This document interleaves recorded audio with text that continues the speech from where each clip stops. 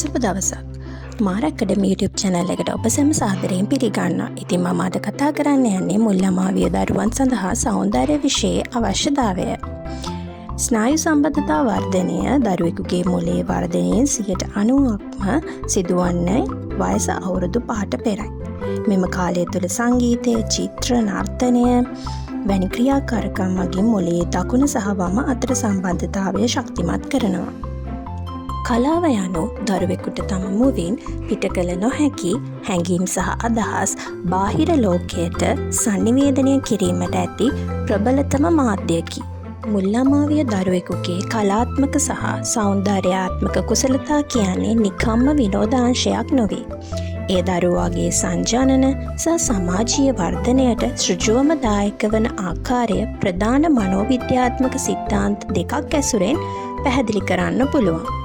පළවෙනි එක තමයි ජීන් පියාජේ සංවේදක චාලක අවධිය. දෙවෙනි එකනා තමයි ලෙවි විගොස්කි සමාජ සංස්කෘතික සිද්ධාන්තය.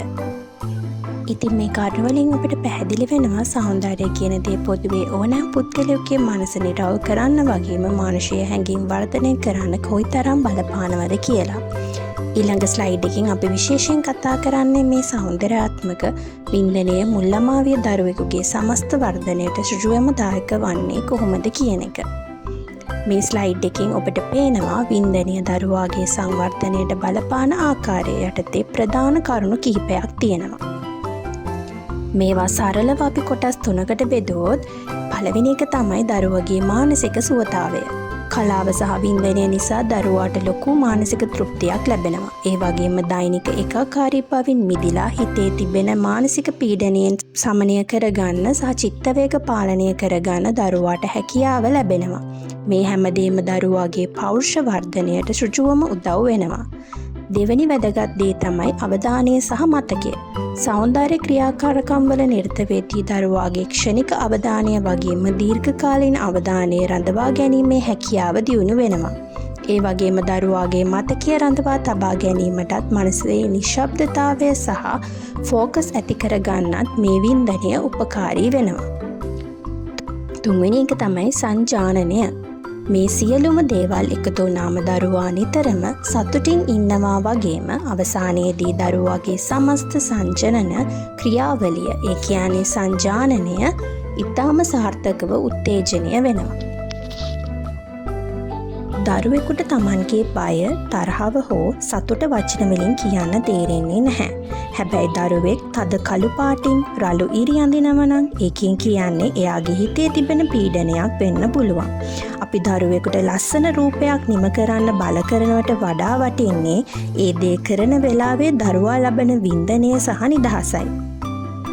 ඉතින් අද අපි කතා කරපු හැම කරුණකින්ම අපිට පැහැදිලි වෙනවා සෞන්දර්යය කියන්නේ මුල් ළමාවිය දරුවෙකුට නිකම්ම විනෝදාංශයක් හෝ නිදහස් වෙලාවට කරන සෙල්ලමක් නෙවෙයි කියලා.